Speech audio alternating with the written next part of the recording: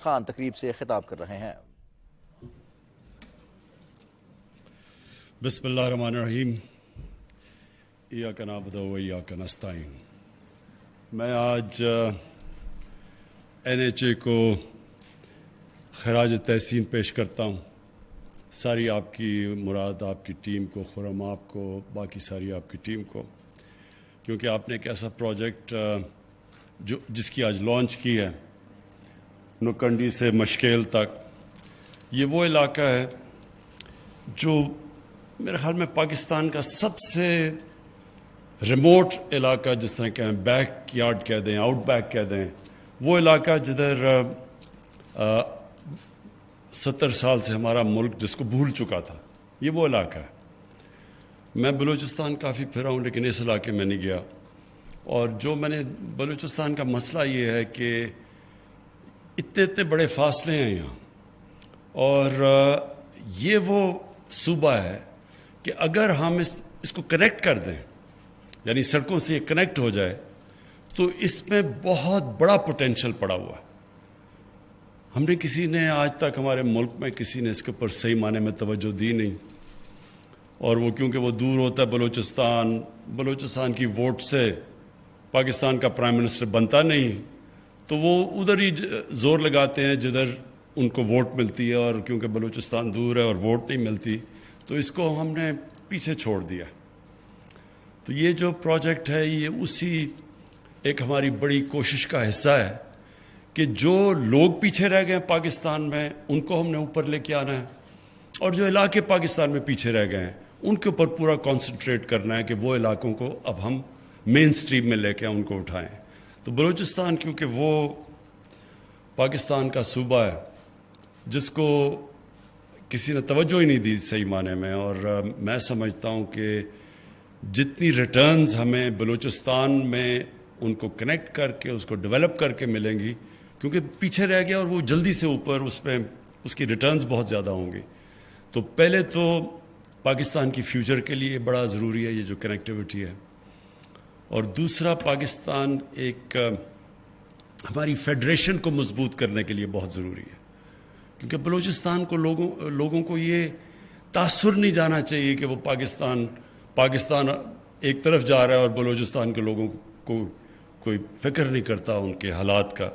تو یہ ہر طرح یہ سڑک انشاءاللہ یہ وہ سڑک ہے جس کا لانگ ٹرم میں بہت بڑا امپیکٹ پڑے گا پاکستان پہ۔ اب میں جو اس کے آگے جو بات کرنا چاہتا ہوں وہ یہ کہ دیکھیں، جو ہماری حکومت آئی پہلا سال صرف حکومت نے سروائیو کرنے میں لگایا ہے فائنینشلی۔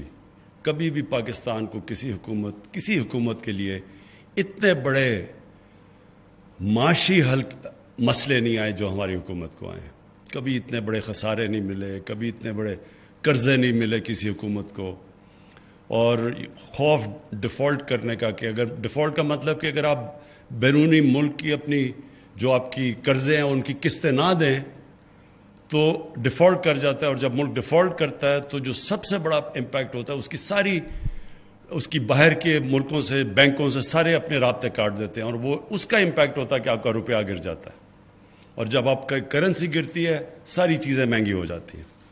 تو ہمیں وہ پہلا سال تو وہی اس میں گزر گیا، دوسرا سال کورونا آ گیا۔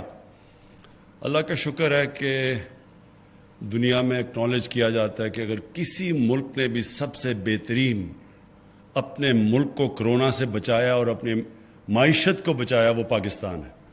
تو ہم اس سے خیر ابھی بھی تیسرا ویو ہے، لیکن ابھی تک آپ اپنے ہمسایوں کو دیکھ لیں اور اس سے مقابلہ کریں پاکستان کا، تو اللہ کا شکر ہے، ہمیں اس کا اوپر والے کا خاص شکر ادا کرنا چاہیے کہ ہم نکل گئے اس سے، بڑے مشکل وقت سے نکلیں، اور انشاءاللہ نکل بھی جائیں گے اگر ہم سب یہ ذرا فیس ماسک کے اوپر ہی SOPs پہ زور ڈالیں تو انشاءاللہ نکل جائیں گے۔ لیکن جو انشاءاللہ جب ہمارے 5 سال مکمل ہوں گے تو میں کیا دیکھنا چاہتا ہوں، میں جو آگے پکچر کر رہا ہوں کس طرح کا میں پاکستان دیکھ رہا ہوں۔ سب سے پہلے تو جو ہمارے مخالف ہیں، جو مافیاز ہیں، وہ یہ نہیں سمجھتے کہ ہم فیل ہو رہے ہیں، ان کو خوف یہ ہے کہ ہم کامیاب نہ ہو جائیں، کیونکہ پختونخوا کے اندر جب ہماری کمزور گورنمنٹ آئی، کولیشن گورنمنٹ پارلیمنٹری ڈیموکریسی میں بڑی کمزور ہوتی ہے، تو ہم کولیشن گورنمنٹ میں تھے اور پختونخوا میں ایک باری دیتے ہیں گورنمنٹ کو، اس کے بعد دوسری باری وہ نہیں دیتے. تو جب دوسرا الیکشن آیا، بار بار ہم سنتے بھی رہے کہ جی کدھر ہے نیا پختونخوا.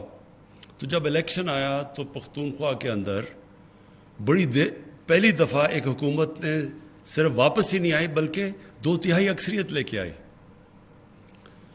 اور وہ جو ہمارے مخالف تھے وہاں پختونخوا میں، وہ ساری پارٹیز کا جو حالات ہیں وہ آج آپ دیکھ ہی لیں کہ جو ساری پرانی پارٹیز تھی ان کا بہت برا حال ہے. وہی ڈر لگا ہوا ہے اب یہاں ان کو کہ باقی سارے پاکستان کے اندر اب کیونکہ فیڈرل لیول پہ ہماری حکومت آئی ہے تو ان سب کو ڈر لگا ہوا ہے کہ کامیاب نہ ہو جائے. تو اس لیے پہلے دن سے شور مچا دیتے ہیں کہ فیل ہوگی گورنمنٹ. خواہش ہے ان کی فیل ہونے کی کیونکہ ان کو اپنی سیاسی موت نظر آ رہی ہے. لیکن میں کیا دیکھنا چاہتا ہوں؟ پہلے تو میں یہ دیکھنا چاہتا ہوں کہ 5 سال کے بعد ہمارے ملک کے اندر جو سڑکیں مراد سعید نے جو بات کی ہے بالکل کہ 6000 کلومیٹر کی اب ہمارے منصوبے بنے ہوئے ہیں، لیکن ان علاقوں کی سڑکیں جن میں جو پاکستان کو کنیکٹ کر دے گا، اس میں بلوچستان میں بہت زیادہ سڑکیں کبھی کسی گورنمنٹ نے اتنی سڑکیں بلوچستان میں نہیں بنائی جو ہمارے 5 سال میں انشاءاللہ بنیں گی. اس کے علاوہ جو میں چاہتا ہوں کہ جو 2 چیزیں جس کے اوپر میں بار بار کہتا ہوں کہ ایک قوم جب عظیم قوم بنتی ہے تو اس کی بنیاد 2 چیزوں پہ رکھی جاتی ہے، اور یہ جب ہم مدینہ کی ریاست کی بات کرتے ہیں تو وہ 2 چیزوں کے اوپر وہ ایک ریاست کھڑی ہوئی تھی جو دنیا کی سب سے بڑا انقلاب آیا تھا دنیا کی تاریخ میں. تو ایک تو قانون کی بالادستی، اس ہمت بڑا سمپل ہے، تحریک انصاف کی تحریک کہ سب انصاف کا مطلب سب قانون کے سامنے ایک برابر. جب قانون کے سامنے لوگ ایک برابر نہیں ہوتے تو وہ جنگل کا قانون ہوتا ہے، مائٹ از رائٹ. جو جنگل میں شیر کے اور کوئی قانون وہ جو مرضی چاہے کرے، پھر اس سے نیچے جو طاقتور ہے وہ جو مرضی چاہے، سب سے کمزور بیچارہ چھپتا پھرتا ہے. اس کو جنگل کا قانون کہتے ہیں. اور کبھی بھی ایک معاشرے نے ترقی نہیں کی جدھر قانون کی بالادستی نہ ہو. تو مدینہ کی ریاست میں سب سے پہلے خوشحالی آنے سے پہلے قانون کی بالادستی قائم کی گئی. اور یہ جو سارا شور مچا ہوا ہے آپ نے، یہ جو سارے مافیاز، کبھی کوئی مافیا کھڑا ہو جاتا ہے، کوئی بلیک میل کرتا ہے، اس کا صرف ایک مقصد یہ ہے کہ اپنے آپ کو قانون کے اوپر رکھنا چاہتے ہیں. یہ بلیک میل کرنا چاہتے ہیں کہ ہم نہیں تو تمہاری گورنمنٹ گرا دیں گے، لیکن اگر ہمیں این آر او نہ دیے یا پریولیجز نہ دیے یا امیونٹی نہ دی. دوسری جس کی وجہ سے قوم اٹھتی ہے وہ ہے انسانیت کا نظام. فلاحی ریاست دنیا کی تاریخ میں پہلی دفعہ مدینہ کی ریاست بنی تھی. یہ جو 2 چیزیں ہیں یہ بنیاد ہیں. باقی بھی چیزیں ہوتی ہیں لیکن قوم نے اگر اٹھنا ہے تو اس میں یہ 2 کوالٹیز ہونی چاہیے. اس کے بعد وہ آٹومیٹکلی جب قوم کے اندر انسانیت کا نظام آتا تو وہ اپنے لوگوں کی تعلیم بھی دیتی ہے، بچوں کو تعلیم دیتی ہے، وہ سب کچھ کرتی ہے. لیکن سب سے پہلے اس میں رحم ہونا چاہیے کہ کمزور طبقے کو ہم نے اوپر لے کے آنا ہے. اب آپ کے سامنے مثال ہے، ایک طرف ہندوستان ہے، دوسری طرف چائنا، 2 ملک جن کی 1 ارب سے زیادہ آبادی ہے. 35 سال پہلے چائنا اور ہندوستان تقریباً ایک ہی جگہ پہ کھڑے تھے، صرف 35 سال پہلے. آج چائنا کدھر ہے اور ہندوستان کدھر ہے؟ کیا فرق ہوا ان دونوں میں؟ چائنا کے اندر لیڈرشپ آئی جس نے طاقتور کو قانون کے نیچے لے کے آئے. 450 وزیروں کو انہوں نے جیلوں میں ڈالا کرپشن پہ. اس سے جو سرکاری نوکر تھے وہ تقریباً کوئی 100,000 سے اوپر تھے. لیکن صرف وزیروں کو، منسٹیریل لیول کے لوگوں کو 450 کو جیل میں ڈالا. قانون قائم کیا انہوں نے کہ طاقتور کو قانون کے نیچے لے کے آئے. اور دوسری چائنا نے کیا چیز کی جو دنیا کی تاریخ میں نہیں ہوئی؟ انہوں نے اپنے غریب طبقے کو اوپر اٹھایا. دنیا کی تاریخ میں یہ نہیں ہوا کہ 70 کروڑ لوگوں کو انہوں نے پچھلے 30 سال میں غربت سے نکال کے اوپر لے آئے. اور ابھی چائنیز پریزیڈنٹ نے اناؤنس کیا کہ ہم نے غربت، ایکسٹریم پاورٹی ختم کر دی ہے چائنا میں. ہندوستان میں دیکھیں کتنے وزیروں کو انہوں نے جیلوں میں ڈالا. اور پھر غربت دیکھیں, سب سے زیادہ امیر اور غریب میں ہندوستان میں فرق ہے. تو اوپر آنے کے لیے یہ ریکوائرمنٹس ہیں دو جو کہ مدینہ کی ریاست میں. طاقتور کو قانون کے نیچے لے کے آؤ, نچلے طبقے کو اوپر اٹھاؤ, فلاحی ریاست بناؤ. تو میں کیا دیکھنا چاہتا ہوں پاکستان میں 5 سال کے بعد؟ میں یہ دیکھنا چاہتا ہوں کہ یہ جو بڑے بڑے مافیاز ہیں ان ساروں کو قانون کے نیچے لے کے آؤں. ان کو پہلی دفعہ پاکستان میں رول آف لا قائم کریں. رول آف لا کا مطلب ہوتا ہے قانون کی حکمرانی. جو جنگل کا قانون ہے اس میں طاقت کی حکمرانی ہوتی ہے. اگر کسی نے کلاسک اگزامپل دیکھنا پاکستان میں کیا ہوا 90 کی دہائی میں, 88 میں پیپلز پارٹی پاور میں آئے, آصف زرداری سیدھا پرائم منسٹر ہاؤس. 90 میں پیپلز پارٹی جاتی ہے, Asif Zardari prime minister house سے سیدھا جیل میں کرپشن پہ. 93 میں نون لیگ جاتی ہے, پیپلز پارٹی پھر پاور میں آتی ہے, وہ جیل سے سیدھا پرائم منسٹر ہاؤس. اور 96 میں جیسی پیپلز پارٹی جاتی ہے وہ پرائم منسٹر ہاؤس سے سیدھا جیل میں.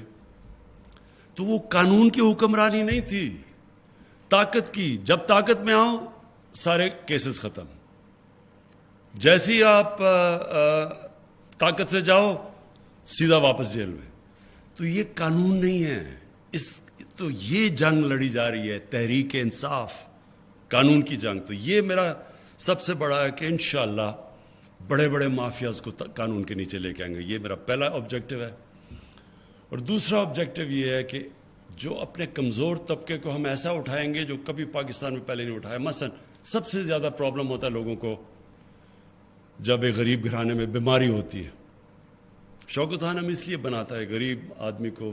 جب کینسر میں دیکھا تو میں نے سوچا کہ ہم اتنا مہنگا علاج ہمارے لیے اتنا مشکل ہے, تو اس غریب گھرانے میں کیا ہو رہا ہوگا. اسی طرح جو اب ہمارے 2 صوبوں کے اندر جدھر ہماری حکومت ہے ہیلتھ کارڈ لے کے آئے, یہ انقلاب ہے. یہ میں آج آپ کو کہہ رہا ہوں کہ 5 سال کے بعد آپ دیکھیں گے کہ پرائیویٹ سیکٹر ہاسپٹلز بنا رہا ہوگا دیہاتوں کے اندر. ادھر بلوچستان کے علاقوں میں بنا رہا ہوگا, کیونکہ وہ بھی ہیلتھ کارڈ, وہ بھی ہیلتھ انشورنس لے کے آ رہے ہیں بلوچستان میں. اب تک کیوں نہیں جاتا تھا پرائیویٹ سیکٹر گاؤں میں, دیہاتوں میں؟ کیونکہ ان کے پاس پیسہ نہیں تھا اس کے لیے. اب سب کے پاس ہیلتھ کارڈ ہوگا. تو پرائیویٹ سیکٹر پہلی دفعہ ایک پاکستان کے اندر ہسپتال بنائے گا. یہ آپ دیکھتے رہیں کہ یہ آغاز ہم نے کر دیا ہے. پختونخوا کے اندر سب شہریوں کو ہیلتھ کارڈ مل گیا, ہر خاندان کو. پنجاب کے اندر اس سال کے آخر تک سب شہریوں کو ہیلتھ کارڈ مل جائے گا. دوسری چیز, یہ جو ایک پاکستان میں عذاب انگلش میڈیم, اردو میڈیم, دینی مدرسے, یہ پہلی دفعہ ایک کورس سلیبس پاکستان میں لے کے آ رہے ہیں.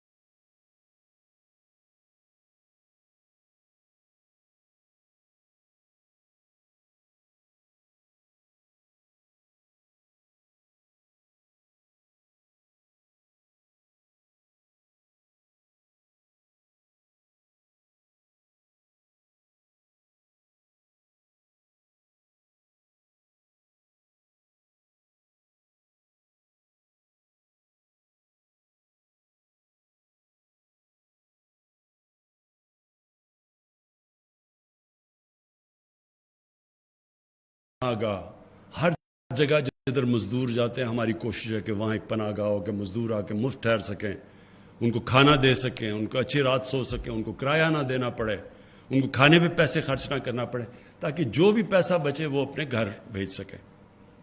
یہ ایک انشاءاللہ سارے پاکستان میں ہماری کوشش ہے جال پھیلے پناہ گاہ کا.